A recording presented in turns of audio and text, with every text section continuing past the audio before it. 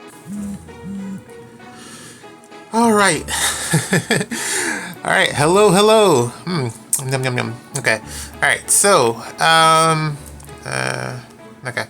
So today, what I'm gonna do is actually this is like a follow-up video to the video that I just finished recording. So what I'm gonna attempt to do, or attempt to do, however you want to look at it. We're gonna build an Anima defense, and I don't know. This might take a little while. Yay or nay. I don't know if this will be great to view, but we're just gonna go through it and we're gonna see what the ending result is. Now I have a couple of templates here that I don't. I'm kind of attached to this one just because I know what it does. I don't 100% want to break this up, so let's find something that I am not as attached to. Also, whenever I build a defense and it's just like, chef's kiss, I tend to keep it around for a little bit, just, as a memory of what once was, and, just how dominant it was. This was one such defense for Anima season. This was really good until Ather came out. And Ather basically put the kibosh on my green unit defense. And that was pretty much that. So this is pretty much dead in the water. It's no good anymore. And not only that, but with Lynn around, there's a gap here with Ather. So originally it was like this, and Fregato was not covered by far save, so I swapped it over like this to rectify that. But now it won't play the same. Granted, it's still effective, but it just doesn't do the same thing that it did when I originally created it, which, it's good just to have the memory of what once was, I feel sometimes. But rambling, nostalgia. I'm trying to find something that I am okay with just demolishing and recreating from scratch. This is the Anima defense that I've been using recently. I was looking at it and contemplating in terms of whether or not I could, change it up and have the slot, the 6th slot. Really, what I would do is, let's place the thing. Well, I gotta remove something. Man, it's kind of crazy that at this point in time, I am actually removing the bright and dark shrines because they're just. I hate the fact that I have to remove a structure to add the summoning circle. It should have been. They should have increased the threshold from 6 to 7. I guess offense isn't getting an increased allotments of structure placement, so I guess it wouldn't be fair. But I don't know, maybe I'm making excuses. I definitely feel like, look at all these structures that I just can't run. And a few of them are actually useful. Granted, the tactics room is whatever. You don't really need this because it's just gravity. Catapult, I feel like, is a really, really high value structure, but you can't run it as often as you would like. And, sometimes it just misses. It's what, 1 in 6 in terms of whether or not it's actually going to do something. And then the rest of these are like your debuff structures, and I feel like the debuff structures are just, they're good. Unless, Robin comes back, legendary male Robin comes back in the meta and starts to be a menace again. And then I feel like you just can't leave the dual hindrance. You pretty much have to bring that. But here we go. There's the calling circle. And I was thinking that if I was to include Athos into this defense, I'd have to do something like this. And I'm not quite sure I enjoy what this is. This doesn't really excite me. But that would essentially be the idea. I don't want that open. Maybe this, I guess. This. Okay. But I'm actually still a bit attached to that one, so we're gonna leave that one alone. We got 2 free sandboxes to play with, so just for the sake of what you want to call it, testing today's video, let's mess with one of these sandboxes. I've never built on this lava terrain, and I don't plan to start now. So the first thing with any defenses build, or when you're building a defense, the first thing that you got to do is pretty much pick your map, or your terrain. That's what it's called here. Get to it. More, click more, pops up there, and now you get to select. Now, it's really down to your personal preference, although I do, like, is this an opinion or is this fact? I don't know, but there are like a couple of the maps that are actually better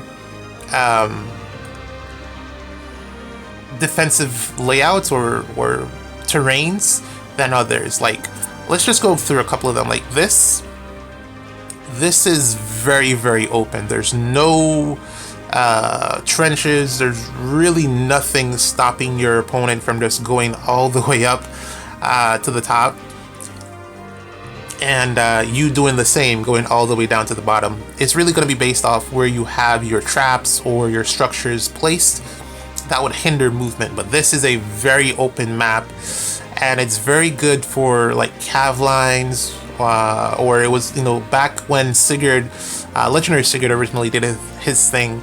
This map was the main, like, enemy number one. Like, if you saw this map, you know that Sigurd was on there, and you would not be having a great time. Sigurd plus Nod Pathfinder line, that would really just ruin your day. But personally, I don't like maps that are this open. You want to have, it's not very challenging from like just a tactical point of view. You want to have something that forces the opponent to struggle in terms of approaching you. You want that defensive cover. So for me, this, not the greatest map, but also not the worst. It depends on what you're building. This has situational use. I love this map. This is one of the maps that I run often. You saw it when, you know, I loaded in. I'm currently using this map because it gives you two avenues to build on. You can build either on the right, well, actually three. You can build in the left, middle, or on the right. And it's very flexible, and each of those positionings changes completely how your defense will play. It's very versatile for defensive builds. The placement of the trees here, good coverage against calves, good protection for your team against calves, but also it creates like a pathway down the middle here. Oh, I can't move these, right? Yeah, it creates a pathway down the middle here for your team to move through if you're running calves or whatever the case is. So I love this map. This is like top, why don't I say top 5 or top 3? Top 5. This is one of the top 5 maps that I have in Fae that I really do enjoy using. And then Abandoned Castle. I am not fond of this map. I don't know when this turned into a map review, but I'm not fond of this terrain, rather. I've seen people use this build with some success. The breakable and unbreakable walls do give you coverage in terms of, you know, being able to protect your team, but this right-hand side is just always going to be exposed.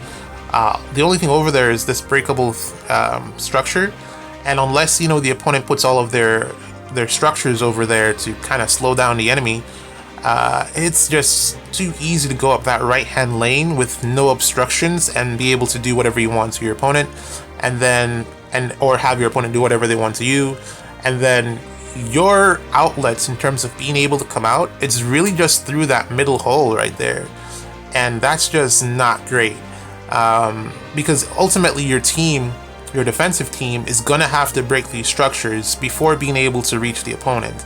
Now that's great for dancer traps or Hathorn traps. You know, you can get a unit to break a structure and then someone can swap. You know, you can do shenanigans with that, but typically you're not gonna get consecutive kills with a map like this. You're really banking on one of your units going down and taking out the opponent. And then maybe if you have a follow-up unit that can warp, like Selek or Shez, they'd be, you know, decent on this map. But then ultimately, they go down there, they're stuck. unless you take out like, well, I guess Sigurd can take out multiple units, but unless you take out multiple units, you're probably going to lose a lot on this map. Do not recommend. Yeah, do not recommend. Next, Snow Dust. I really tried to build a defense on this map, and just nothing stuck.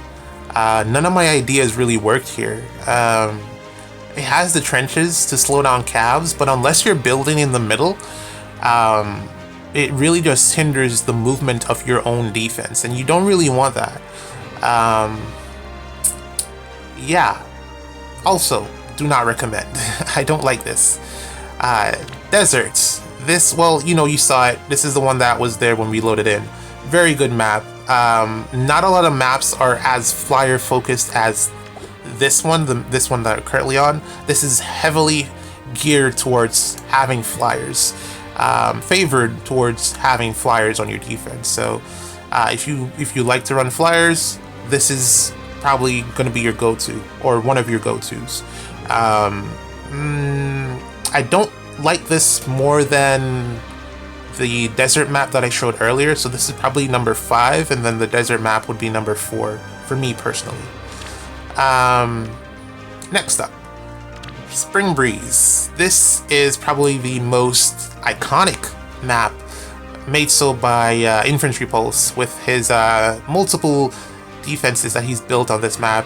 A lot of different layouts, and also, you know, cav lines are like extremely strong here on this map, because ultimately what you can do, because of the placement of this unbreakable block, you can pair that with your fortress and basically just shut the enemy down into their own little spawn area, and have all of your team up at the top, calves essentially, and just have them rush down. So this is probably the most popular map in the game, in terms of just what you're able to build on it for calves specifically.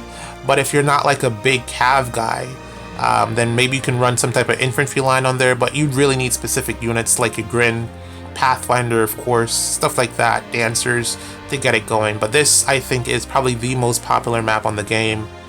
Maybe second if you take into consideration one other map. I'm not like a big cav line person myself, so it's not really in the top 5 for me. This would be the other map that is in competition with it. What is this called? Lost Castle. Yeah, Spring Breeze or this, Lost Castle. One of the two of them, maybe even tied for the most popular map in the game. This map, I personally do not like this map because it has defense tiles. I don't like maps that have defense tiles. Even though, you know, these defense styles are a bit closer to your own defense, so you can probably take advantage of them. But typically what happens is that the opponents can sit like, you know, Emblem Ike on that defense style, and it just makes them harder to kill or downright impossible. Especially when he first came out, you really didn't want to see an Emblem Ike sitting on this defense style. But aside from that, it is a very powerful map. Again, unbreakable block. You can pretty much shut down the right side of the map entirely, and basically just have free reign over the entire left side of the map with calves, or, you know, Dancers plus anyone else that can reach. It's very offensive, for both, I want to say for both offense and defense, but this one really favors defense more. So your defense will have an edge on this map, unless you're facing some type of bulky Omni tank like Ike. But personally, not my favorite, but it is, I will concede that it's a very good map. And then this one, Lost Canopy. This is probably number 3 for me, in terms of favorite maps. This is, I love the trenches. It's very great when you build on the left. You can build on the right as well, but unless you're running infantry units or some type of ability to pass over impassable terrain, you don't really get the benefit out of this map. You really want to build on the left here. And when you do that, man, this map is really strong. For me, Definitely, I wanted to say number 3, but I might bump it up to number 2 on my list. This is probably my second favorite map in the game, if not my favorite. I think it might actually be my favorite map in the game, now that I think about it. It is limited in terms of like where you can build. You really have to focus on the left, but yeah, this is probably my favorite map in the game. But we're not going to use that one. And then Bright Grassland. This is the map that I used when I first started out building Ether Raid's defenses, first started out in the game in general. This one is very versatile as well. You can build in the middle, in the left, on the right, and probably number 2 in my book. The downside is that it's very cav centric, and as you can see, there's nothing really over on this left hand side here stopping your opponent from getting at you. Man, this review is actually taking super long. I promise I'm going to start building a defense in a second, but I just wanted to stress the importance of picking the right terrain. It really does improve your percentages when it comes to, you know, being able to win a match in Ether Raid's defense. This map, the lava map, I'm not a fan, but I've seen people use it to great success. It's okay, I guess. Yeah, but I'm not a fan. Skip. And then we have Dream Castle. I used this extensively when I first started to try to use a catcher ball composition with Brave Alm and Self. I tried to get, you know, some type of cav action on this map. I think it's okay.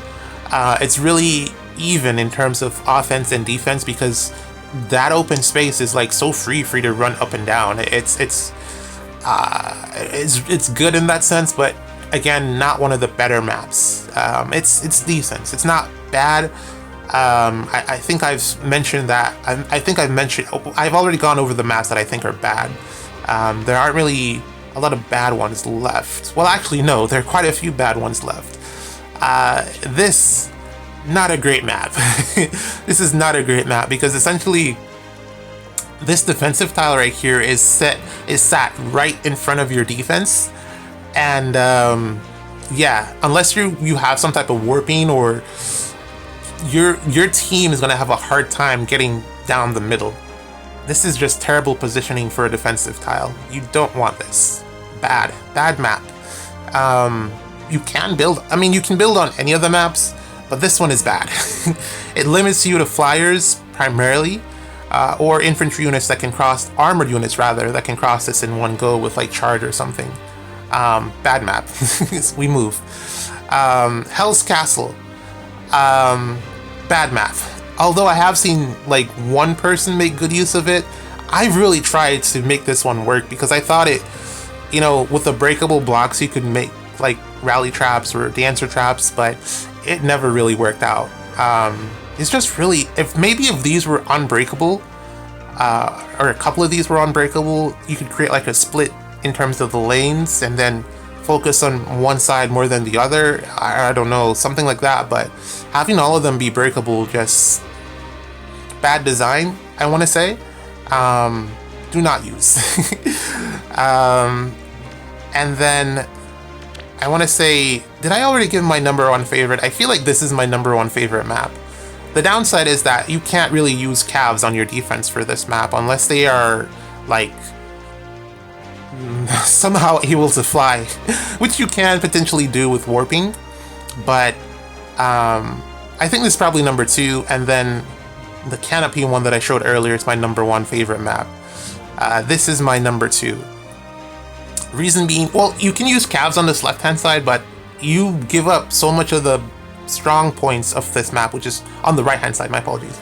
But a lot of the strength of this map is over here on the left, where there's only one way up, and if you block right there, you basically have a perfect barrier of anti-cav flowers, because calves can't cross right here, so that limits your opponent's ability to initiate on you to flyers, infantry, and armor. So you basically take out an entire category of units by using this map. It's a negative for you, but it's also a negative for them. And if you don't have like strong cav units to put on defense, then this is really where you want to go. Granted, you can build this with cavs, you are able to do that. It's just that don't expect them to really fly over this and, you know, do you any favors there. But yeah, this is probably number 2 for me. My second favorite map in the game. Very, very good with infantry units and flyers. If you're using flyers, it's either this map or the desert map. I think that the desert map is probably better for flyers, but this just gives you a little bit more extra coverage against cavs. Really, really like this one. Yeah, and then we have this map. This map was really good when both of these blocks were unbreakable, but they fixed that in an update. It wasn't really a fix. They changed it in an update to making both of these breakable, which has since reduced the value of this map. It's not, you know, bad now, but it's not as good as it once was. It used to be, like, when it came out, this was very, very strong. This is the map that you wanted to be using when this first came out. It was just so good to have 3 lanes blocked off, potentially. And then this map is trash. I do not like this in the slightest. It's just completely open, 4 defensive tiles for your opponent to sit on. Do not recommend. Don't use. Close off castle. You've seen me with my team there for Anima season. It took me a while to warm up to this one, but you know, once I started to cook on it, I realized just how strong it was. Having the breakable blocks here really works in your favor, because it gives you the potential for your defense to break something, cancel back, and then go again with a dancer to snipe potentially unassuming units on your enemy team. So this is just a really good map. I recommend building. You can build on the left. Ooh, voice crack. You can build on the left, right, or in the middle, whichever you prefer. But personally, I typically pick a side, because if you build in the middle, it allows your opponent to just go straight up at you, or take a side and go up at you at the side. You really want to pick a left, because having them clump together a lot of times works out more in your favor. Whether that's good or bad, it's situational. I feel like you get more percentage in terms of wins when you pick a side, left or right. Because then you can put your coverage in terms of structures on one of the sides or the other. But still, this is a very good map. Probably number 3? Did I give it number 3? I put this one at number 3. And then this one, I've never used this map. Yeah, let's try this one. I've never used this map, but I've been seeing, like, you know, people have success with building on this. So let's give it a try. Personally, for me, it's not the defensive tiles. Granted, I do hate the fact that it has defense tiles, but that's not the thing that bothers me. The thing that bothers me is you can't really see. Like, there's too much greenery here. Not only, I think if the map was a little bit darker, maybe it'd be easier for you to visualize what's actually going on, but the 3 lanes are just, you know, it's so hard to see on this map. Don't like that. I don't. But I don't know. Let's give it a try. I don't hate this map. I think they had a unique idea to create 3 lanes, as you can see here. 1, 2, 3. And you can block it off to just create either 1 or 2 lanes. I've seen a lot of people block this lane, but ultimately it's depending on, you know, which side you choose to build on. You can pretty much block both lanes. You can block 2 lanes and create like a 1 lane thing, something like this. So yeah, let's try to build a defense here. Hold on. Voice is cracking. Hold on. Whew. Alright, so now that we've selected our map, man, it's still, my voice still hurts. So yeah, now that we've selected a map, let's go to the next step, which is to select the units. So this is Anima season. Now you are able to filter, but typically I already know what units I'm going to use, but if you want to filter just to make it a little bit easier for yourself, You can do that. Of course, you need to first bless the units with the blessings so that you can actually get the score thingy, as well as the bonuses from the mythics for that season. So this is what we're working with. As you can see, I don't have quite that many units with the Anima blessing. That's actually crazy. I didn't realize that I most of my units are blessed for like dark season, because dark defense, building a season for a dark season, a defense for dark season, got really tough at one point when Ike was around, because there just weren't that many great options. For Anima season, pretty much you just need like Ather and for Mortis, I want to say, and then you can pretty much just build around that. Those are your two mythics, and you're pretty much set in terms of the baseline. You want to pick your mythics first. Your mythics pretty much determine what you can do, or what you're going to be able to do with your defense, because your mythics have the majority of the, or at least I want to say majority. Your mythics have the most fundamental effects that you're going to be passing on to your defense, especially when you're considering someone as prominent and dominant as Ather here. Yeah, you're pretty much building around this unit here. She's just really good. If you don't have Lagu's friend, her base kit does fairly well with Bulwark. You're fine either way. For Mortis, I would highly recommend Shield Fighter on your Mortis. Definitely, it's going to increase his longevity. Hardy Fighter is cool and all, but you really want to go Shield Fighter on your Mortis if you want him to survive things. So I highly recommend that. He's really good with it, especially with his ability to end your opponent's turn or actions. No one else really does that, so that's it's not that no one else really does. That's not what makes it unique. It's how it works. You being able to attack into him. Once you attack, it's like a negative, because normally you can just attack into whoever you want and it's fine as long as you survive. But if you attack into for Mortis without thinking about it, you lose unit actions. You lose action economy. So that's pretty much why I always run him on defense as the near save for Anima season.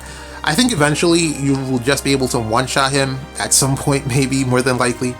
I'm pretty sure that Ira can do that currently, Legendary Ira, but still, very valuable unit. 100% recommend having him on your defense. So, alright, so those are the mythics for the base, and now we want to start to add our special selections. So, looking at the bonus, we can see that Athos here is the bonus mythic for this Anima season. So we can throw him in there. And as you can see, it's not really doing the greatest for our score, because once you go over 2 mythics, you start to lose defense lift loss. You start to get a minus there. So what that means is that we got to put one of them into this slot right here. Typically what I do, since for Mortis is an armored unit, and most of the time if you're running an armored unit, near or far save, it makes sense to just have one of them in that slot. But this season, just because the team is so mobile, what I've been doing is that I've been putting Ather in that slot. She'll kind of end up in the back depending on what happens, but what it means is that your defensive units usually move forward with your team, allowing for more coverage of your units, and forcing your armored units to take the hit, and allowing you to then be more aggressive with your defensive build. The first slot unit here is the units that's visible when your opponent matches into you, I believe. I think that's how it works. Or if they're trying to rematch you, I think that's the unit that they see. Not 100% sure. I could be wrong about that, but typically I put Athos or whoever.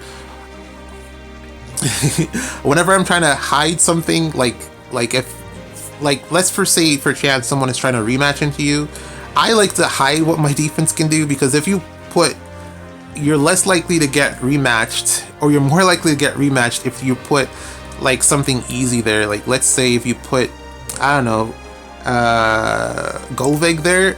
If Golvig was in that spot, I'd probably take that rematch, because it's just Golvig.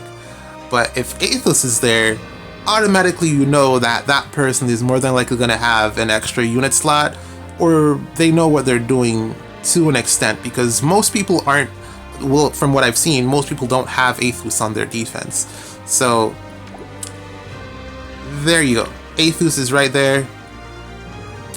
For Mortis, being an armored unit is a big plus because it's pretty much roll compression, so I don't need to worry about who the two armors are going to be, so I can just put him in one of the slots. So for Mortis is there, Athos is there, so this slot is now active, the reinforcement slot, and we have Ather. So it looks like this, and now what we need is our primary initiators. Who is going to be the one to blow stuff up? I don't know, man. Who do you? let's go back to what I have here. Let's go back to who is blessed for Anima season. Okay. We do need one more armored unit, but that's for later, because Mortis is a near save. Also, let me take that back. You don't need two armors. It's really just down to how your defense's compositions and composed, and what units you have in your barrack.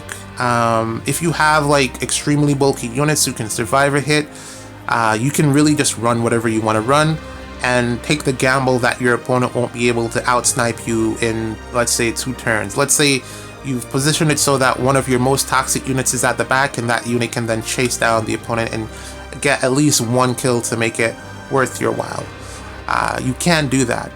But if you're unable to, I would at minimum recommend a far save, because nukes are just really, really, that powerful, that strong. And it's really hard for most units to survive against the nukes that are currently in the game without some type of far save. That's why they're there, to protect your units from getting blown up. So they're the ones that are supposed to really be taking the hit. I like to also run a near save as well, because when you're building with when you're building with nukes and stuff, the nukes in the game, a lot of them aren't the bulkiest, so it's kind of hard to. You have to compensate for that, and that's what the near save offers you. It offers you some sort of protection in terms of not having to worry that your squishy nuke is going to get blown up at melee range. So that's really why I like to run a near save. You don't have to run both, but I would recommend that you at least run a far save. I'm going to pick the far save later, because it's really dependent on what your defense is trying to do. In terms of whether or not you want to run which far save you want to run. I'm already running Shield Fighter on Mortis, which means I'm less likely to pick another Shield Fighter armor, because one of them is not going to have the Marthring, which means it's not going to be as consistent in terms of the damage reduction, because you're going to have to run 30%, one of the 30% damage reduction specials instead of the 50%, and it's just flat, just not as great. So that leaves me with the Neathhoggers or Hector. So yeah, already off to a limiting, off to some type of limitations in terms of choices for far save armor. Good news is that Hector and the Neathhoggers are all very good, so you don't really lose anything by selecting one of them. And then also Fjorm, of course. You don't need to run the Marthring on Fjorm. Fjorm is just that good. She just does her job. But yeah, let's. I don't know. Who do you want to use in terms of what does your barracks have? Typically for Anima season, you just don't want to run Nurgle. Neathhogger is just too common. It doesn't make any sense to run Nurgle. Granted, you can if you have one really powerful nuke, but you don't really get a lot of benefit out of running him. So probably don't want to do that. I'd recommend putting him in Dark Season for the time being. Yeah, armored units, that's really the target. And also you want some type of cleansing. So the only one that really fits that mold is Micaiah. Alternatively, you could run Freyr, but Freyr doesn't offer you any type of real offensive threat. He's more of a, you know, kind of a wall type of unit. He does that job very, very well, but when you want to blow something up, you're probably looking at Micaiah. And also, you know, the cleansing, of course, Freyr just does that the best in the game, but if you're okay with not having everything covered, you know, in terms of cleansing, I strongly recommend Micaiah. You can also go with Celine, the ninja version. She does a similar job, and you don't have to worry about the blue buffs, blue bonuses, because she doesn't do that. Only Micaiah does. She flips it into from negative to positive. That's so Celine and Micaiah are both options, but for the purposes of this build and also just looking at the season, let's go with Micaiah. So now we're looking like this. Now you can't have all of your units, like, how many spots are here? 1, 2, 3, 4. Why am I counting like an idiot? I don't think there's enough spots here. 3 and 3. That's 6. There aren't enough spots to just have your units lined off at the back. Someone's going to be in the front. So let's figure that out later. Who else we got? So we got Micaiah.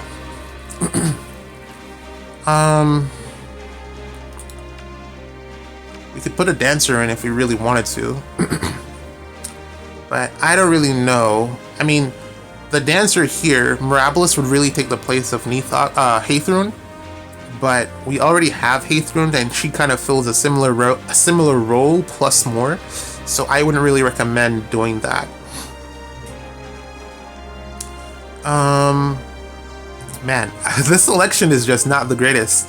Like, I'm looking at the units and I'm just like super kind of disappointed with what I'm looking at. So let's just go with Micaiah and Micaiah, because I kind of know what to expect as it relates to that.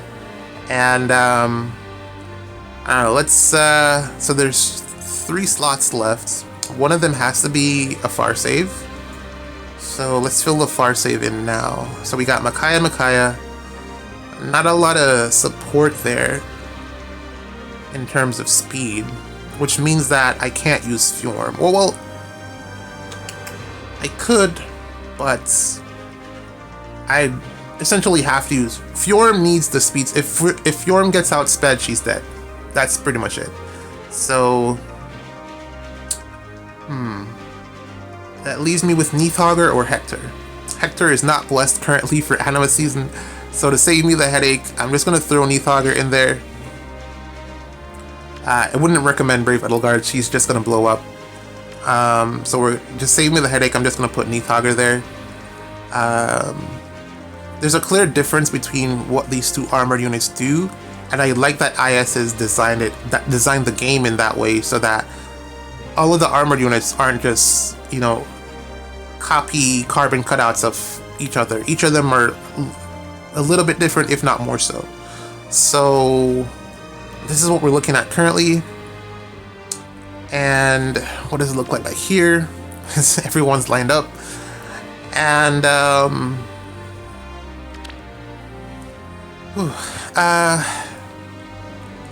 don't know. I don't have high confidence that this is really blowing anything up. So what I would like to add is just one more really powerful nuke, or a support unit that covers the gap that Micaiah has, which is not being able to blow something up in one hit. Seteth just immediately comes to mind, because Seteth solves all of my problems pretty much all the time. That's always my go-to when I want to fix a problem. But I kind of want to do something else. So if I'm not going for Seteth, then it means that I'm going for another nuke and Earth Water Season. Being that it's Earth and Water Season, and we have these are the bonus. I probably could have used Bridget. Bridget is also a very good tank killer currently. And also Edane here, you can get some use out of her as well. I've seen her do, you know, numbers. You can probably even add Katria here to get Brave support. But I don't know if any of those things are just really good supports with Micaiah. And also with Aethus himself, he doesn't really want the Brave hits, so I don't really want to go that route, but alright, let's add Katria. Yeah, let's add Katria here. And let's see what we can do with Katria. And there you go. That would essentially be the main team. But you know what? Maybe I should put Katria as the 8th slot unit to make things a little bit spicy if your opponent goes to turn 8. Let's do that instead. Where are you? I just saw you. I literally just clicked on you. Where did you? Okay. Okay. So Katria is going to be the surprise. So who goes in the spot here? Okay. Another thing when building a defense, you really want Canto control in some capacity. I'd recommend putting it on Aethos since this Time's Pulse isn't like the most important thing in the world. Because if you put it on Aethos, you can then run Asker here and give your team more support. But if you're not running Canto control on Aethos, then you have to find someone else to put Canto control on, which means that you need an infantry unit because it's an infantry exclusive skill, which I find super duper annoying. They should give flyers some type of Canto control to give flyers, you know, a little bit more usage, or another use case. I would highly enjoy that, you know, but I don't think they're going to do that. Maybe even an armored unit with Canto control wouldn't be like the craziest thing in the world, since armored units don't have the highest mobility, and it would mean that they can do something aside from far saving, you know. But yeah, currently it's an infantry exclusive thing, so let's find an infantry unit to put there.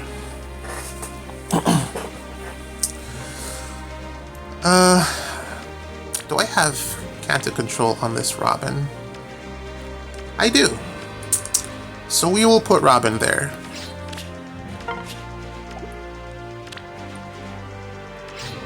There we go. So, these are the options. Looking at what I have here, I'm not super excited, or super, I don't feel super threatened by this defense. And this is just a critique. Is this a critique? Is that the word? A comparison of the current meta of the game. These units don't really strike fear into the likes of Neathogger or Ike, you know, units like that. You want to have a little bit more firepower, and I don't know who I would replace. Probably Bridal Micaiah can go, but looking at the options here, she's currently the only dual unit. Granted, Katria is a dual unit, but she's in the 8th slot, which means she's not on the map. So for turns 1 through 3, the dual hindrance won't be active. But if I could remove someone, I would probably go with this Micaiah here for someone just a little bit more threatening. Granted, I like to have a good color spread of red, blue, and green, just so that I can have, you know, someone to counter whoever the opponent brings. But that's not always the case for the meta. There isn't always a unit in each color that is able to do something. So colorless usually fills that slot. Or just your most offensive nuke, regardless of what color there are. Man, my voice is going, holy. Whew, okay, it's still not like that great. I want to wrap this up if possible, or just get. Let me see if I can speed. I don't know. I'm still talking. Why am I? That's the whole point. That's the reason your voice is currently hurting. I don't know who to put in this slot. Let's go with a legendary unit. Since the rest of the mythic options for Anima season aren't that great, let's go with a legendary unit. So it's water and earth season, so I can select from these two and still get the bonus stats from the current Anima mythics that are currently bonus. So this is what we're looking at now. Legendary Camilla does not do anything these days because Breath of Life and healing all over the place kind of just nerfed her, and also her damage output has kind of fallen off, surprisingly so. Looking to see if she has any true damage here, or is it just all chip damage? If unit has open, well, X equal, oh, that's the chip damage. Where is her attack speed equal 20% of units? Okay, 20%. That's about average. Okay. Yeah, she's just not doing that much damage these days. Byleth kind of in a similar position. Doesn't do enough damage. I would have been Raven if I could get him to take out Neathauger, but that just doesn't happen.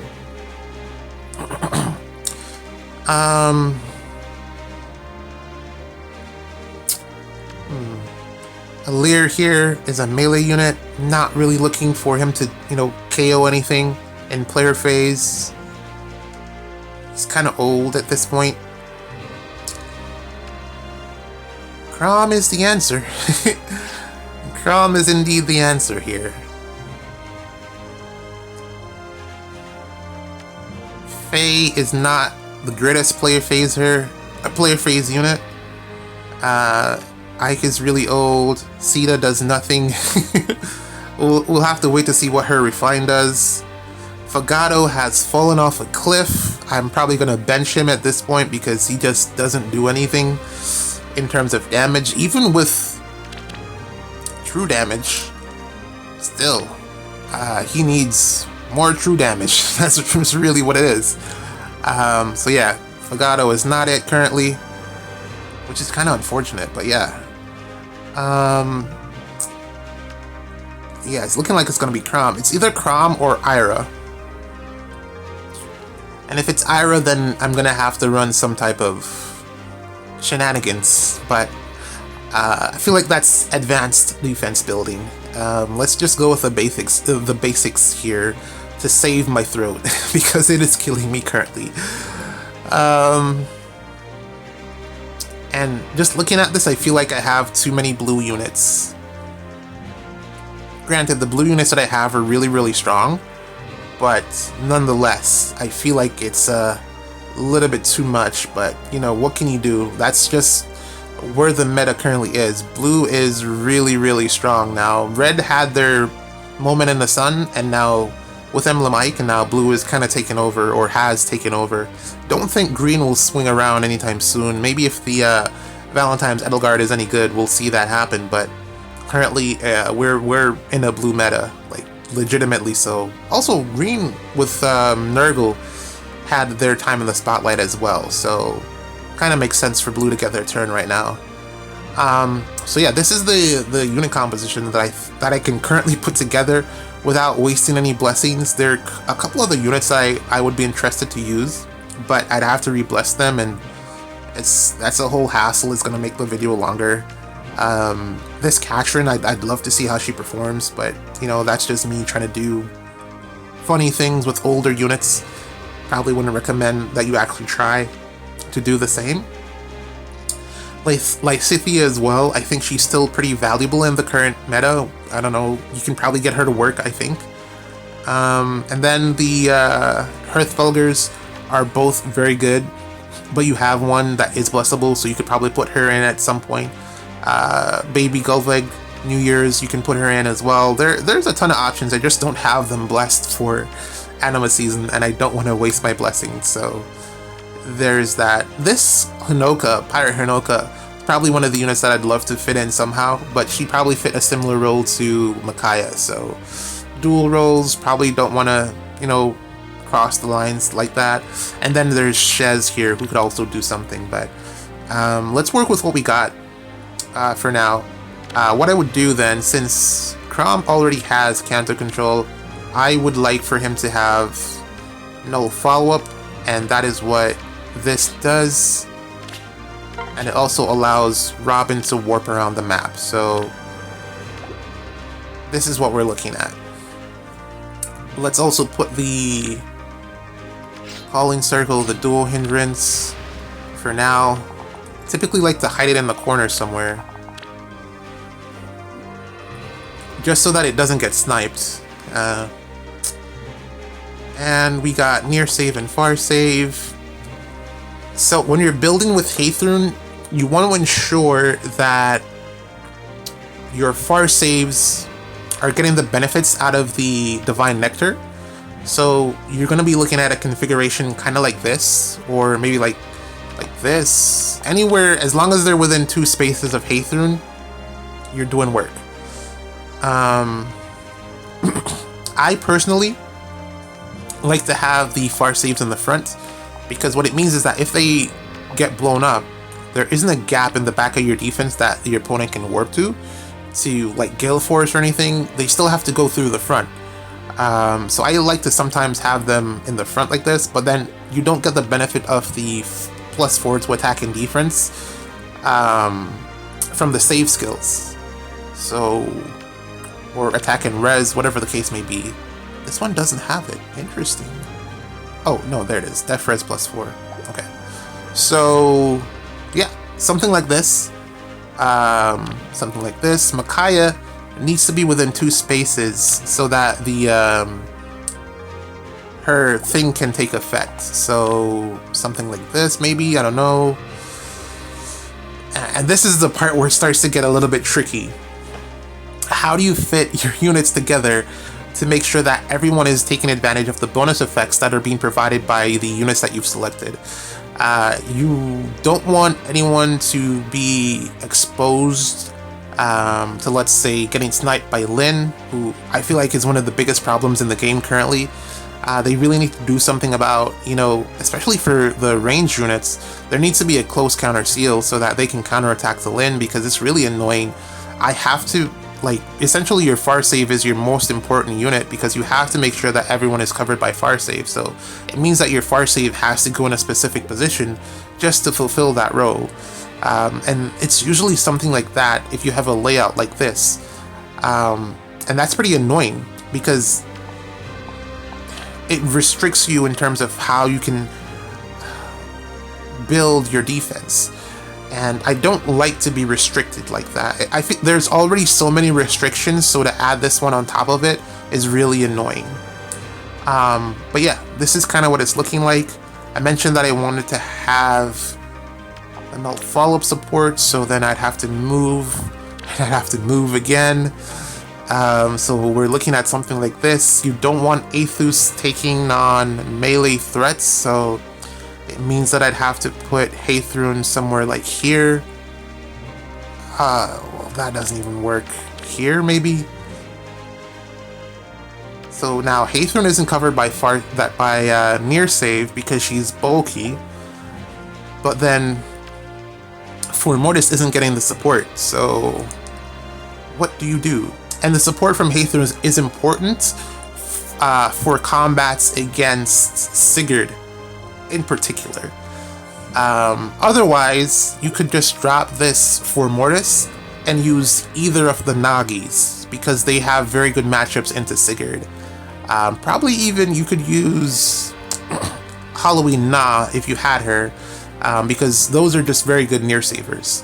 But anyone else, the majority of them really want to have the Divine Nectar support. So she, again, still needs to be within 2 spaces of them. Yeah. So it's kind of hard to figure out where to... Maybe I could do this. Put this over here, but then Robin is exposed. This is the hardest part, to be honest. Figuring out where to put your units. So after you've selected what units you want to run to counter whatever meta threat is currently threatening your defense, where do you put those units? That is the problem that I'm currently facing. What I could do is put a block here so that Robin is safe from melee attacks, because I can't get Four Mortis to cover that spot. But if I were to use this, which is breakable, then you would have a free swipe at Robin. And personally, I don't like that, so that's why I would more than likely use the Fortress like this. Just because I can't reach that spot with Four Mortis. So that is just one way to protect her. But based on your map selection, you might have other ways to do this, which is why I place such high value on those maps that I rank number 1 and 2. Because it allows you to do this without moving the fortress all the way up here like this. This also kind of boxes her in, so she's a little bit, you know, stuck in the corner there, but then she has the warping from Infantino follow-up, so she can pop out if she wants to. And then she's getting the Divine Nectar effect, which allows her to move again once she rallies or something, so there's support there. But then also, her Ice, which is something that she offers as a support option, isn't going to be in a spot that really benefits you by, you know, putting her back here. And then also, she's very far away from Micaiah, who offers the cleansing effect. And what it means is that if someone is running a Lin team, they're more than likely going to be able to snipe her if they have like an Embla composition or a Layla composition. She's going to get inflicted by all of the status debuffs, making her very vulnerable to Lin, to Feud, to Undefended, stuff like that. She's going to have that vulnerability. Typically what you want to do is put a unit here that could survive an Emblem Lin, but there just aren't that many units like that. I would have loved if Ather could have done that, but maybe he can with Lagu's Friend 4. I don't know. As you can see, I'm not running that specific build, but I doubt it since he's blue and she's a green unit that hits 3 times in a row. So I don't think he'd be able to survive that type of combat. And also, the close counter seal is not in the game, so there's no need in even talking about it. You could run, you know, close bonus doubler on her so that she could counterattack the Lin. But that would only really matter if you gave her Hardy Bearing, if you gave Robin Hardy Bearing. So, well, I guess you could actually do that. Could Robin live 1 hit? I don't know. Let's change that up, because the A skill really isn't the craziest thing in the world for her. Do I even have that on her? No, I do not. Alright, whatever. Never mind. I don't have it. But, you know, just for argument's sake, that's something that you could do. Let's see what range units I have with close. Well, actually, you know who has it? Crom has it. Well, at least a variation of it. But the thing is, I don't think Crom is living a combat against Lin.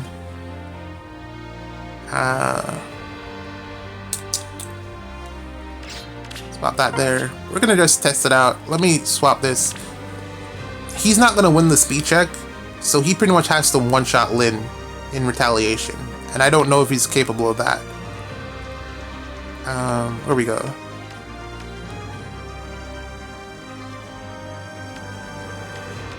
Hardy Bearing.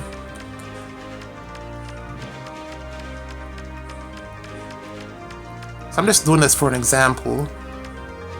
I have no intention of actually running this because it severely reduces Crom's offensive capability. I don't think this is a good build. And also, because he has his Perf Assist is a reposition, you don't get any value out of him popping down here, and also he can't because this is Cancer Control. He won't be able to pop down here and take advantage of the Divine Nectar, so not the greatest thing in the world. And also, you don't want him taking advantage of the Divine Nectar since he can already give himself an extra movement.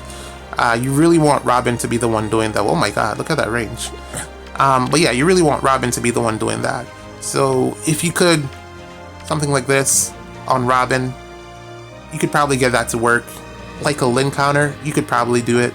I think maybe she could, you know, if you have enough investment in her, she could win the speed check. I think that's an option.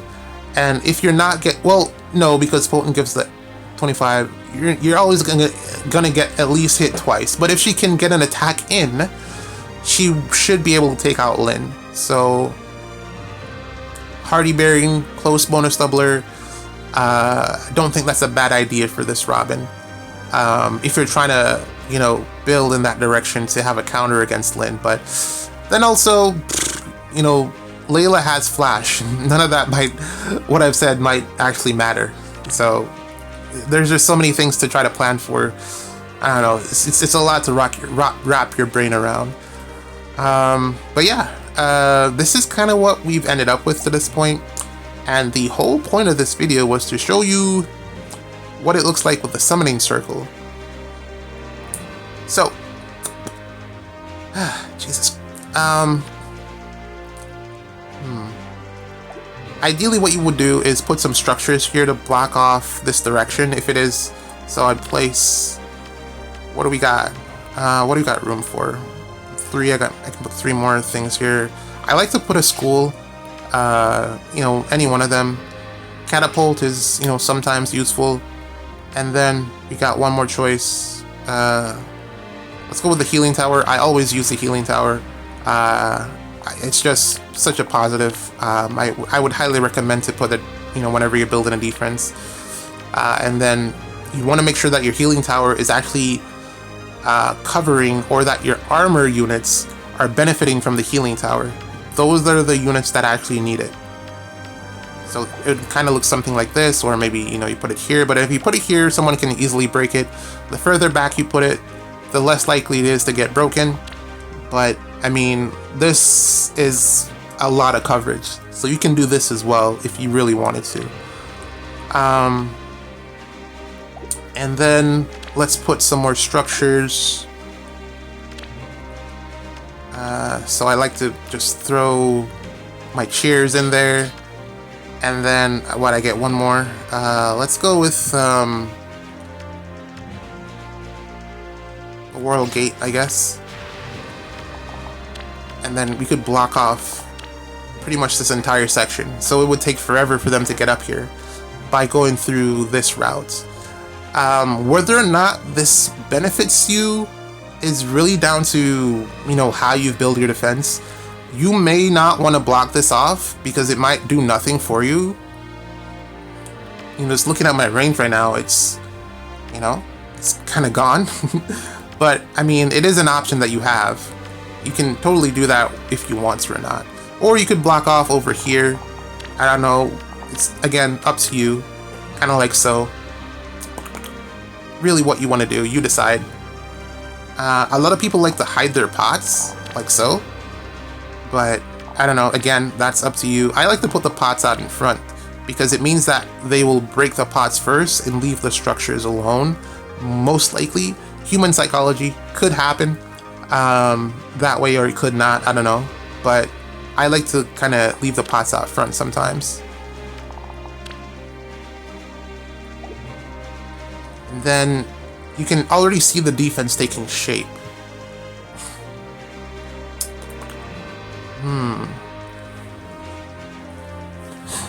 Now, whether or not this is actually good, I honestly don't even know. I think Chrom being here compensates a lot because of his armor effective damage, and then this build that I have on Chrom, he's just like really, really broken. He's so good. He's aging really well. Let me change this close bonus doubler to the ideal skill, which is currently what I have. Unfortunately, as I mentioned, I'm running Canto Control on him since I don't have Canto Control on Athos. Canto Control is becoming such a rare skill. It's so hard to pick up copies of it. Aside from, you know, having it on your fodder duplication factories, it's just impossible to get. But this is what we have currently. I like to have the Canto Control in front because it hits more spaces in the direction towards the enemy, which means that they can make they aren't allowed to make as many mistakes when they're approaching your team. I feel like my voice is shot. I've been talking for an hour. Alright, let's keep going. Let's give it a test, because I actually would like to see the harmonic thingamajig. I want to see that in action here. So this is the range of the team. I mean, if somebody, you know, was particularly crazy, they could go up to this side right here. I am ready to work. And bait, you know, your team over here, since there's a defense style there. Granted, I don't think it would benefit them that much because all of the nukes would eventually hit there. What I forgot to do was put some type of rally on Robin here, primarily speed, but it's really down to what debuffs the enemy brings. So what you really want to do is get like a dual rally attack speed, rally attack defense, something like that, so that you can take advantage of the Divine Nectar. And then Robin would jump here, and then, I don't know, maybe you give her the Celica ring, she could warp down and try to snipe something, although there's really not much that she's taken out these days. I don't know, that's just a play that you can potentially do. Maybe it doesn't help you, maybe it does, who knows. Let's keep going. Alright, so remember I was saying that the duo thing, no one hears it. There are no duo units here. There are no duo units here. This could have been baby duo Robin, but then again, I felt like, you know, too many blues here, blue units. So let's go to turn 3, and let's see if that will activate once Catra pops up.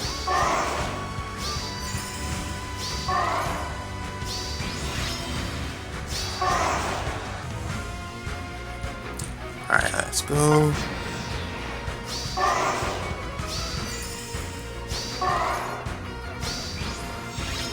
There you go. There's a dual hindrance. It's now active. Catra is on the map. And again, she is covered by Near and Farse, which is why I positioned it like that. Imagine if I had her pop up down here. That's an easy snipe. She'd just automatically be dead. There'd be no benefit to having the 8th unit pop up. But as you can see, it increases the threat range of the team. Chrom can now come all the way down here. And then if Robin were to do the rally thing, then it adds so much additional threat to your team. And Chrom himself benefits quite a lot from having the dual strike, the triangle attack effect active. Although there isn't like that much that you would really get out of this looking at the support staff, because really nukes, you're looking at Micaiah and Chrom. Those are really the units that have the triangle attack active. So I mean, overall you're just not getting that much out of it, but this is just like something to show you, I guess. Yeah, let's pause here and we'll circle back. Let's end this.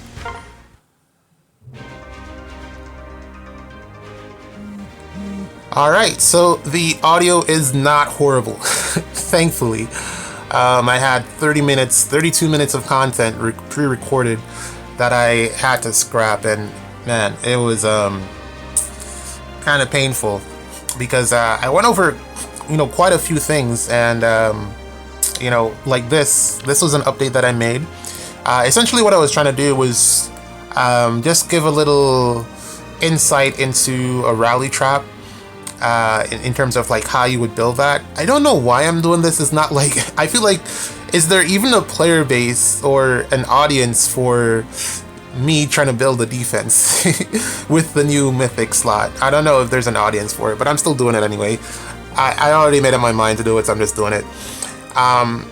Reason being, one of the main things that, Faye has a problem with is, not getting new players, but keeping new players. Like, I get friend requests from new players all the time, and within like 2 weeks or so they have completely given up the game. So I don't know what they're gonna do about that, in terms of just trying to find a way to keep new players enticed into playing the game.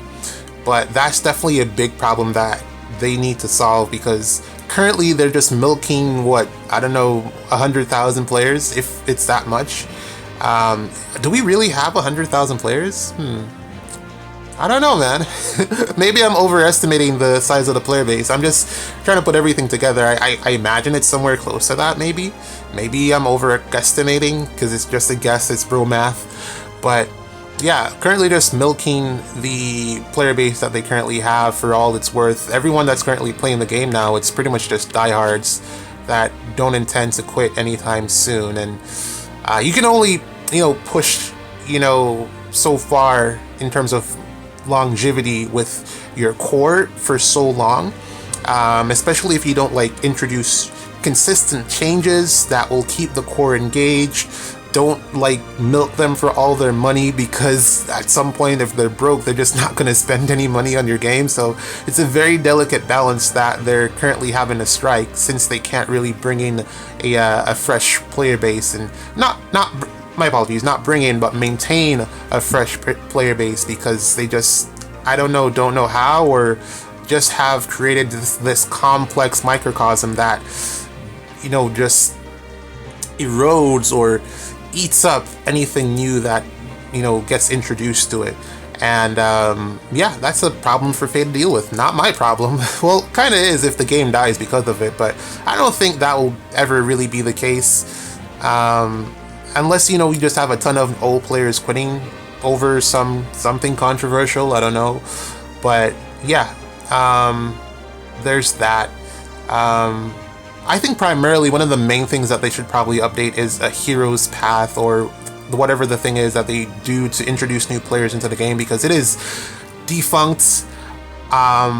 Definitely like, what's the word I'm looking for?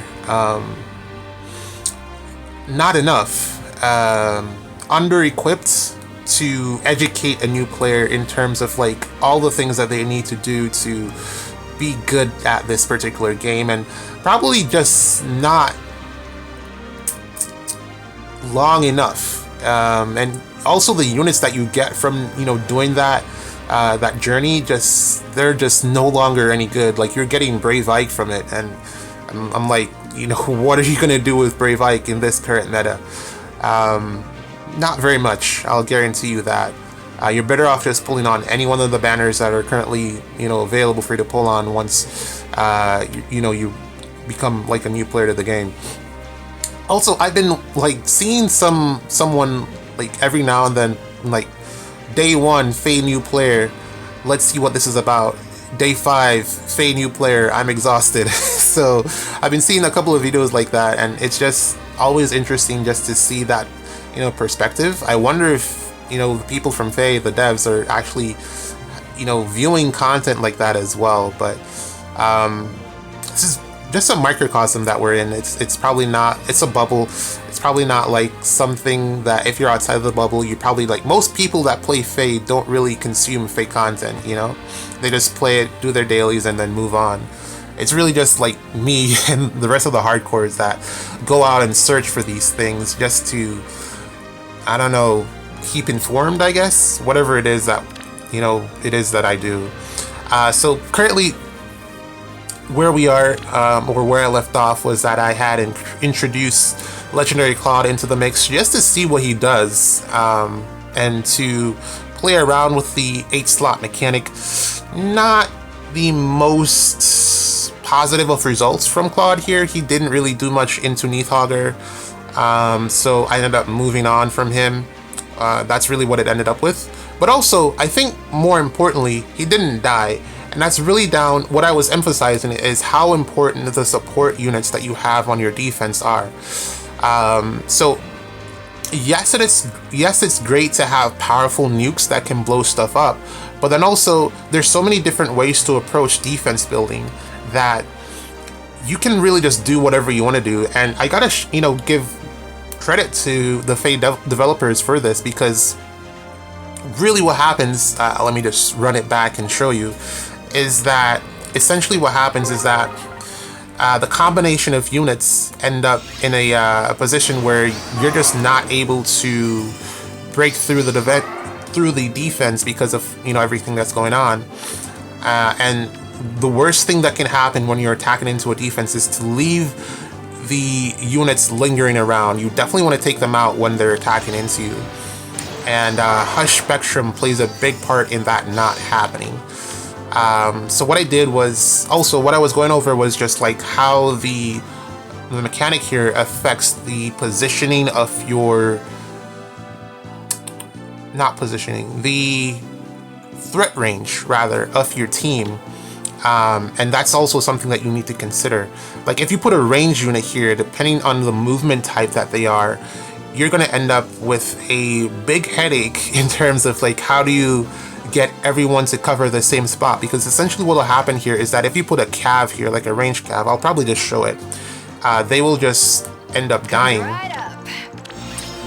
suiciding into whatever infantry tank or far save tank that your offensive team or the offensive team has introduced, and that's not the greatest thing for you. You really don't want that, but really not a lot that you can actually do about it unless you plan beforehand.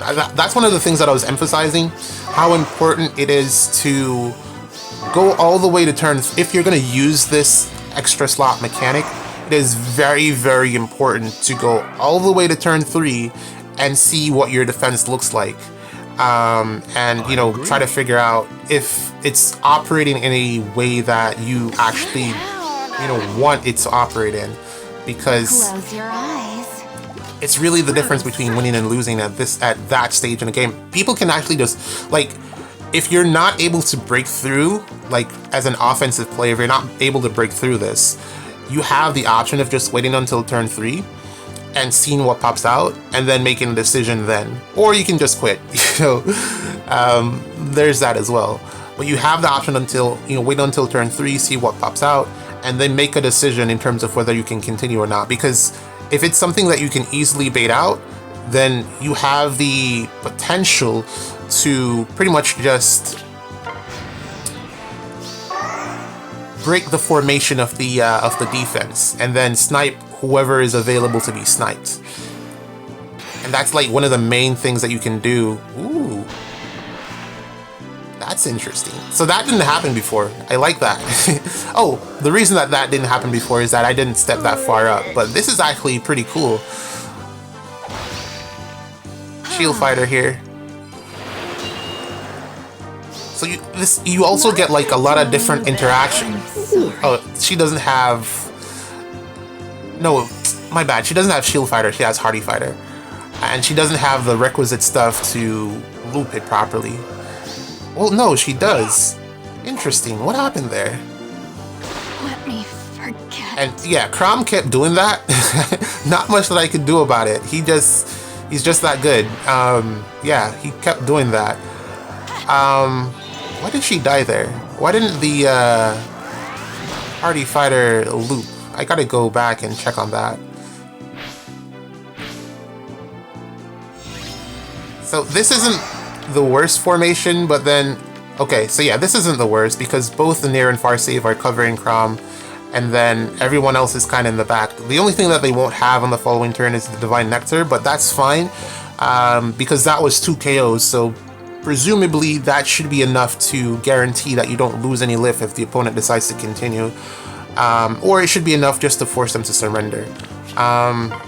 Why did the...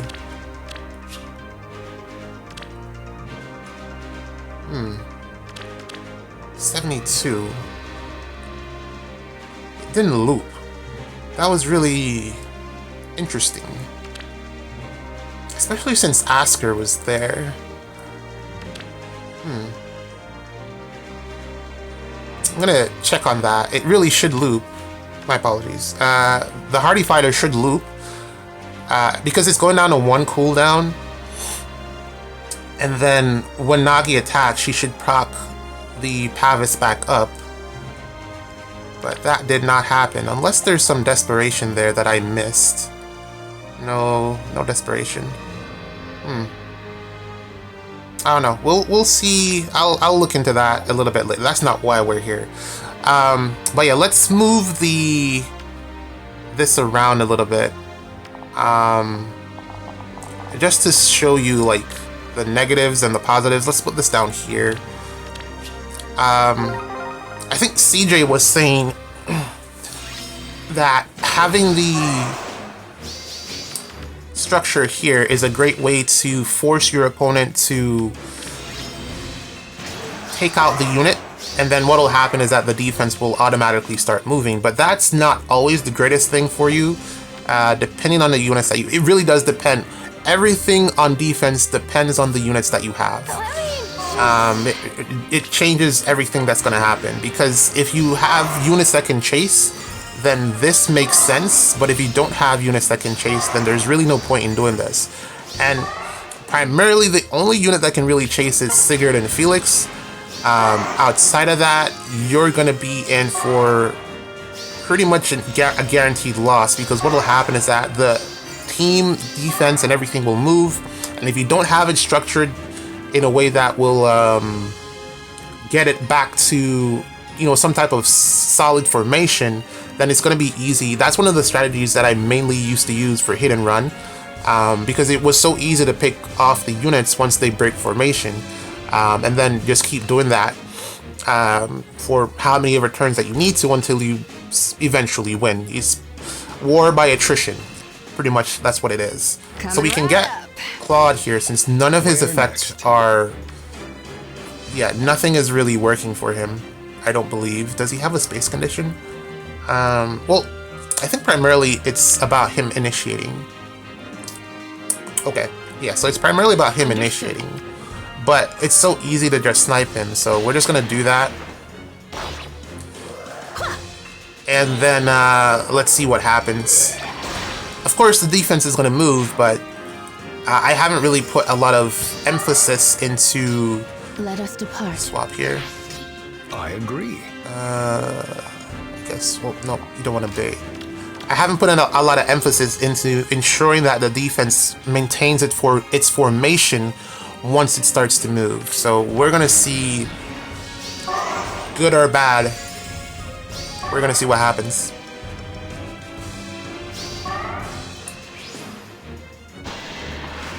So Robin shouldn't die because she hasn't been dying so far because of Hush Spectrum.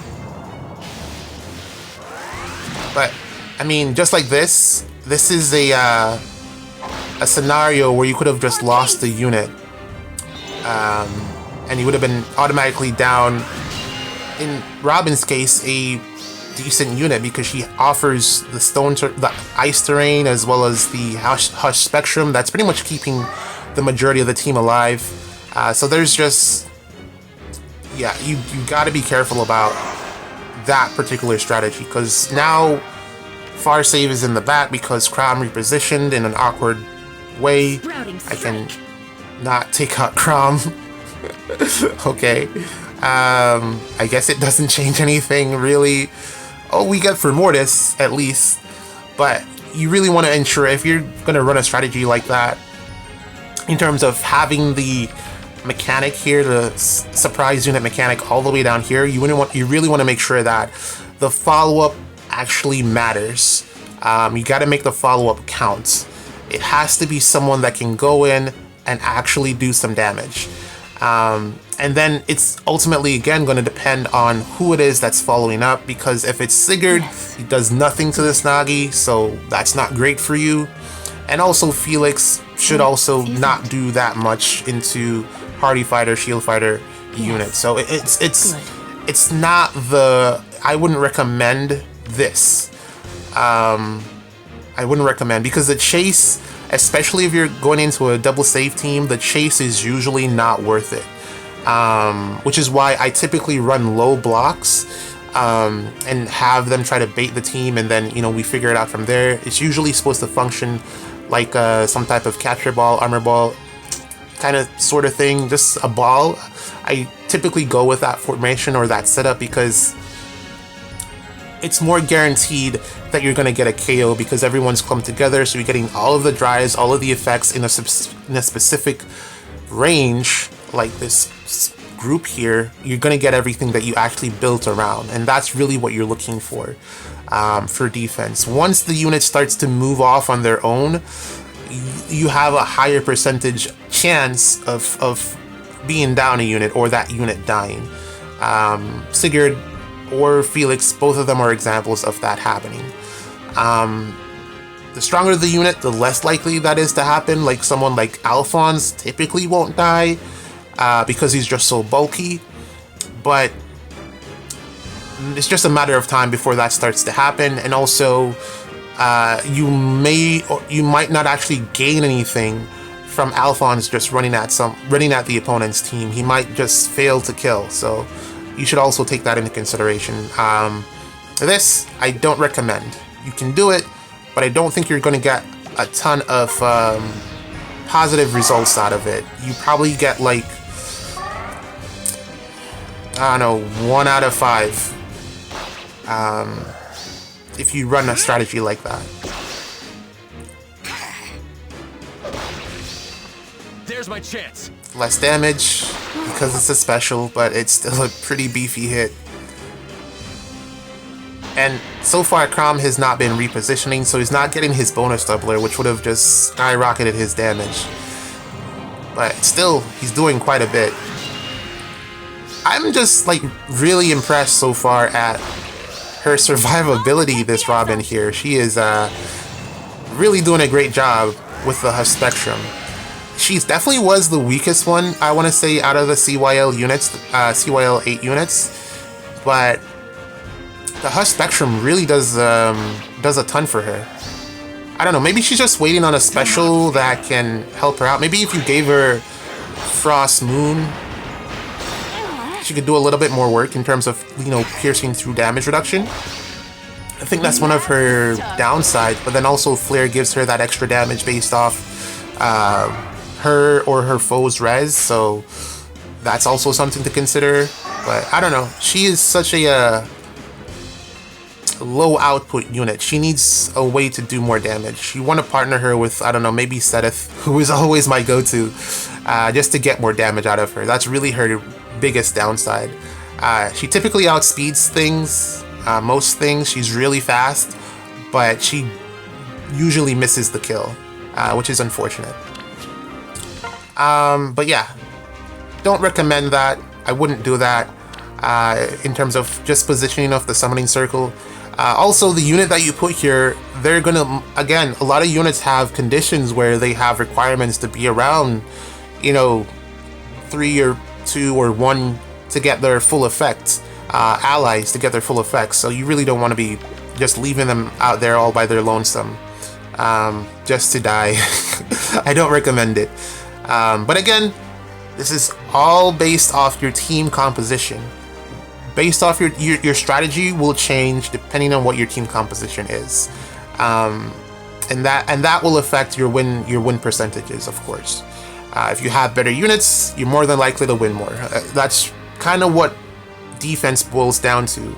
There is some strategy to it in terms of, like, if you don't have the best units in your barrack, you can compensate with a lot of free-to-play options like Ashnard and Seteth. You can compensate with them to build something a little bit more tanky, so that you just survive. You know, you can do that as well, but it's really all going to boil down to how creative you are with your defensive build and the units that you have to put into that defensive build.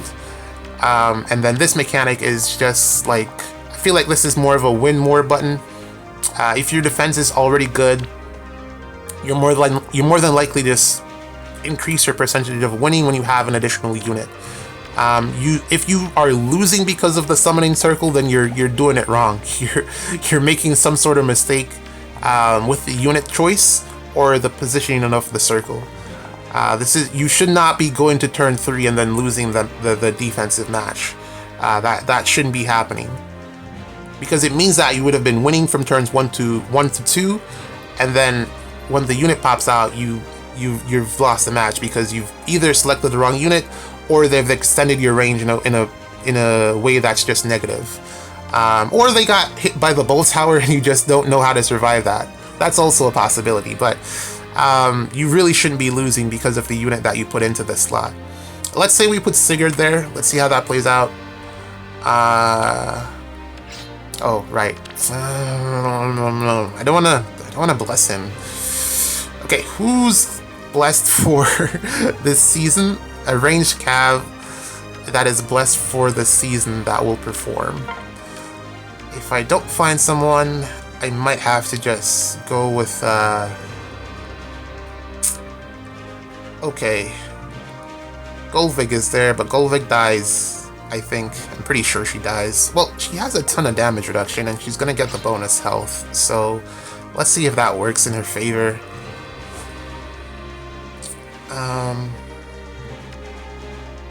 I did, like, the previous video I recorded, I put Ronan in there, and he's actual trash. He just, well, let me take that back.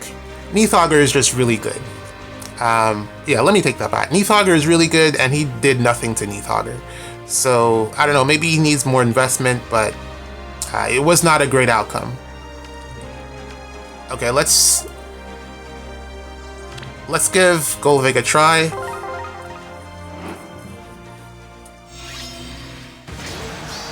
Again, I'm still, like, focusing on having the saves cover, but again, it's down to who the unit is, because you could just as easily put a someone like Asker there, but then Asker doesn't really offer you anything in terms of a ranged threat. But I mean, you could still just as easily put Asker there to make your defense extra bulky, to also give extra additional status effects to Crom.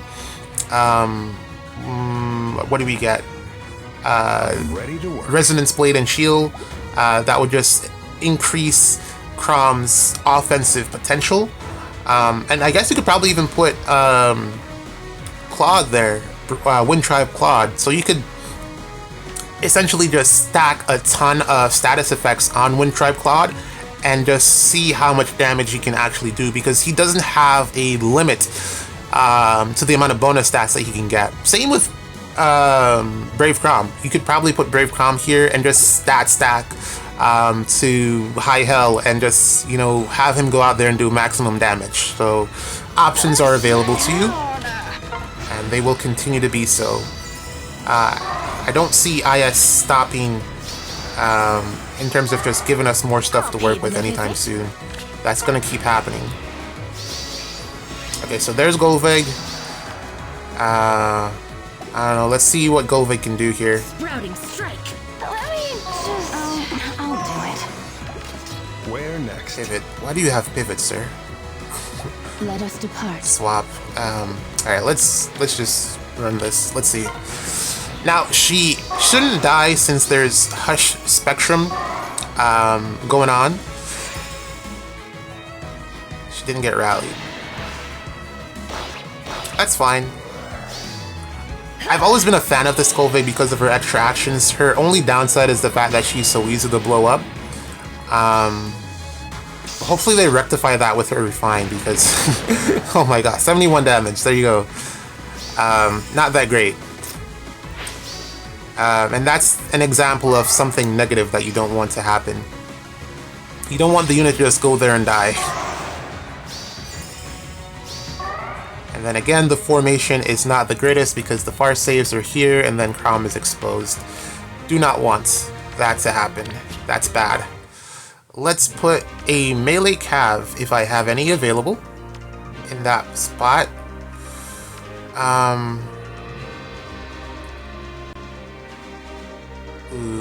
Okay. Okay. Freyr. Do not want to use Freyr there. No melee calves. No melee calves. Okay. Panic Smoke. This Celica is so bizarre because she has, you know, some amount of true damage in her weapon, and even with, you know, resonance, I don't know, maybe I'm just not meeting the HP threshold for the resonance to kick in. I think it's 50, but she does like no damage consistently. It's really annoying, because I don't know, maybe it's the fact that she's colorless, but she should be a lot stronger than she is, which is kind of sad. Let's go with Water Season, Earth Season. What do we got? Not good unit. Dancer. Frontliner. Frontliner. Byleth. Byleth. Really should have gotten a better Refine. And then Alm. I was trying with Alm. I think this is a great weapon, and you can give him like stuff. I'm really just looking forward to his Hollow Form run. I said that in the other video. I'm really looking forward to his Hollow Form run so I can get some better skills on him. I think he's really decent. But he really needs triangle attack support. That's the one thing that he definitely needs to have to KO things. Yeah. I don't want to put Ira there because it's kind of obvious what's going to happen if I put Ira there. She's just like really, really strong. Let's go with a dancer. Legendary Ninian here. I think that's probably like one of the best things that you could possibly do as well. Because who's locked here? Ather. Okay, let's see what happens. To get a dancer on turn 3, maybe that might not be the greatest thing in the world, but at least you will have a dancer. So let's see how that interacts. Also, I was saying that hopefully in the future, IS will allow you to upgrade the calling circle from level 1 to level 2, and that will probably allow it to pop your unit on turn 2 instead of turn 3. I think that would be at least somewhat more beneficial. The earlier you can get that unit out, the better. So eventually maybe they can get it out on turn 1. I think that would actually be pretty decent if you have it upgraded. That's something that they could definitely implement. I wouldn't mind something like that happening. So Ninian is getting baited. Let us see what happens. Let me just...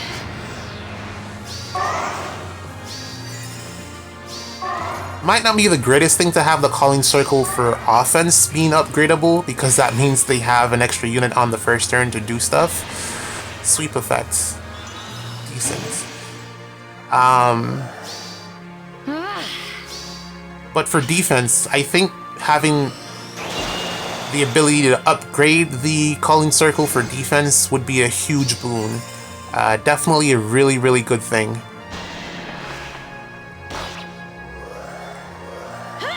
Pick the defense style, and we've seen this matchup before. She does pretty much nothing.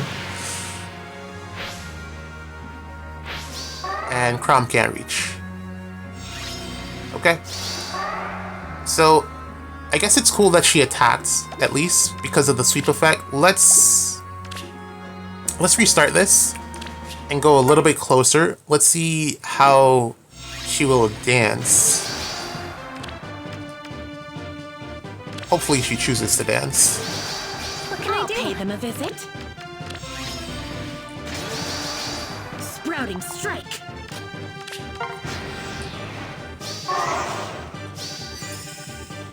Still confused as to how Neathhogger was able to get through Nagi there, but I'll look at that later. I've already forgotten how it happened. It must have been harvested and proc, because otherwise the number just doesn't make any sense. Yes. Good. I'll pay them a visit. Okay.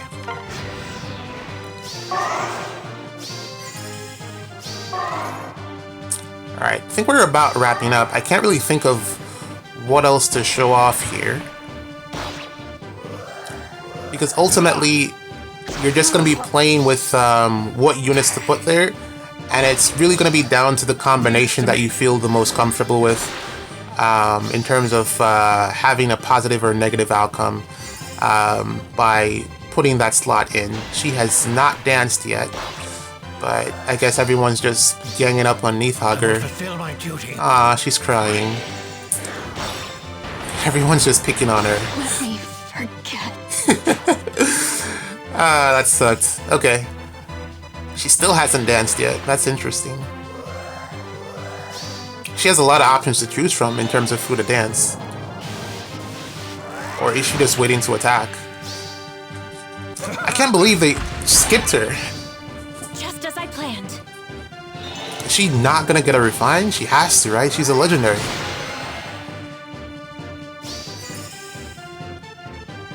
Okay, she just didn't bother dancing anyone. Okay. Did she dance? I didn't. Maybe she did and I just didn't see, but it doesn't look like she danced anyone. Okay, that's the wind sweep kicking in there. Man, she has so much potential. hopefully they do her justice when she gets her refine and remix. But yeah, that's pretty much everything that I can think of showing for right now.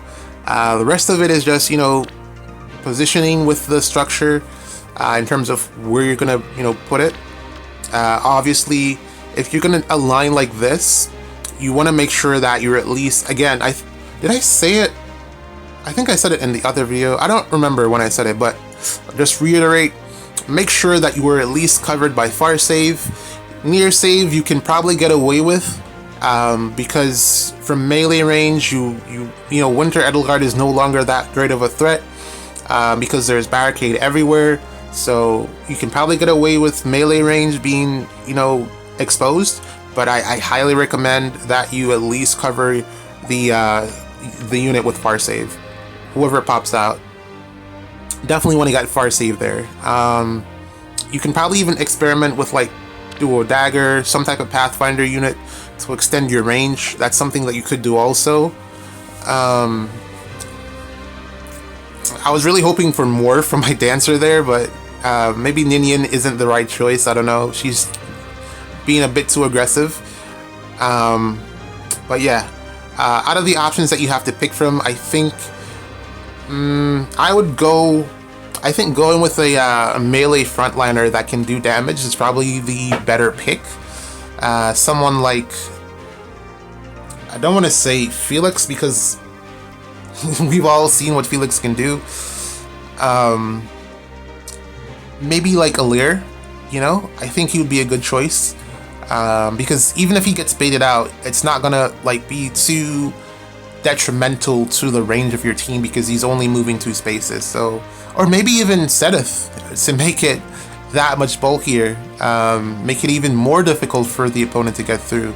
So let's say they wait 2 turns just to see they're not able to get through, and then Sedith pops out on turn 3 and it's just GG's, and it probably even works out more in your favor because turn 3 is the turn that the bolt tower goes off. So having someone that can increase your survivability on that turn, you know, that's probably Sedith, or maybe even like to counter the bolt tower, you could probably pop out someone like Fallen Maria to get the one-time miracle effect. Some type of healer. I don't know, something to just counter Bolt Tower.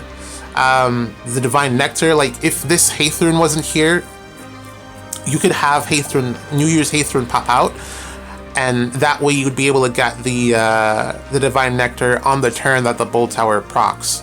So that could give you some type of survivability, just to show you she is able to go there because she is, you know, blessed for that specific season and she can just utilize the slot, so that's fine. But of course you really would want the Divine Nectar from turn 1 onwards. You don't really want that late game, you want that beginning. So yeah, let's put this back. Yeah, those are just some of my thoughts in terms of like units that you could put there. I think you would have seen me run into Malice there, and Malice is a very good unit. If you didn't summon for her, you're gonna be feeling it, man. Like, she is really strong, especially with the miracle build that I saw. She is really strong.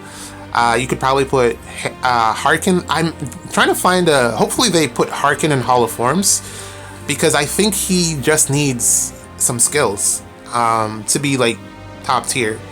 I don't have, you know, max investment on him, but I think he's really good. I'm also hoping that Lucia ends up in Hall of Forms as well, because there's so many good skills out for her currently. I see her like Hall of Forms. If you were able to pick her up in Hall of Forms, I think should be like a big boon to your account. What else? I guess I've been seeing some like talk about putting another armored unit there, but you would have to take off their save skill, because ultimately what would happen is that alright, let's look at my armors. Fjorm. Okay. So ultimately what will happen is that you're gonna have units that are gonna be exposed because the save skill, how they work is that if 2 or more units are running the same save skill, then someone is going to be exposed. So keep that in mind. Who can get up there? So this is far save, so let's get Understood. Saline up there. Why not? Sprouting. I'll pay them a visit. So Micaiah here is exposed because there's 2 far saves, so she's not getting covered. And then the same with oh, okay, so just Micaiah and Crom are exposed, and I guess for Mortis as well here. So I guess there's a way to position it so that it doesn't ruin your like if you did this 1 space away.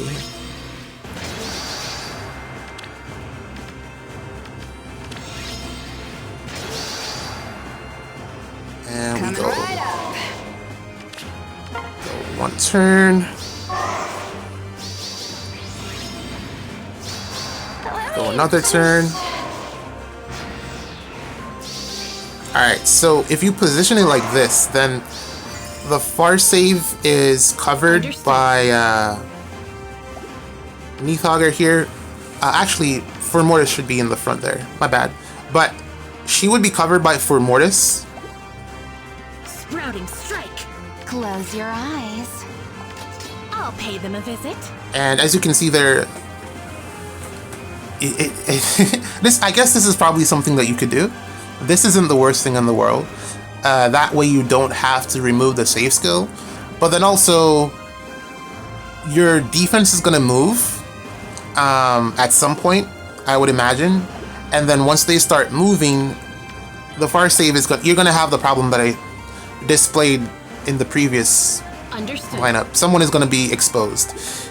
So I guess I'd probably just recommend taking it off altogether. Yeah, I'd probably recommend taking it off.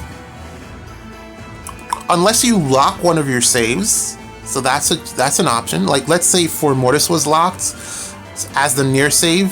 He'd be the primary near save back here. And then everyone would move forward. And then another near save would pop up here. So let's say Nagi. Nagi pops up here. And Formortis is stuck in the back, but then because he's locked, he's not going to be able to keep up since there's no dancer. So if you want that near save coverage, you can just have Nagi pop up there and then cover, you know, your units that way. So that's something that could potentially happen as well. So I feel like there's just a lot of options that you can use the summoning circle for. And I guess it's probably for the best that it pops out on the start of player phase for both teams on turn 3. I guess it's for the best. When you think about it like that, I guess it's for the best. But then I just think it was overall just a missed opportunity to have a unit pop out and just start attacking. I think it was probably just a missed opportunity, but I don't know. It's not the worst thing in the world, but overall, it's definitely just a win more button. You should not be losing because you have the summoning circle. That's just skill issue. I want to just point that out. But yeah, a lot of what's the word? Options that you can play around with. See how that pans out for you. I think I'm gonna wrap up here. Can't really think of much else to say. The trap placements, I think I've already gone over how it negatively impacts, you know, where you can place your traps. So that's that. And this video was probably gonna be an hour, almost 2 hours long, so it's gonna take forever to render. So, yep, I'll call it here. Let me leave you with what do I leave you with? Who do I want to show off? I don't know.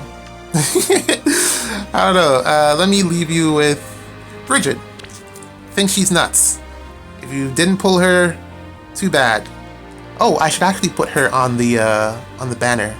A Hero Rises. I'm gonna vote for her. So yeah. Well, was she in the initial? Because if she's not in the initial, then there's no point. I don't know. But GG's. See you in the next video.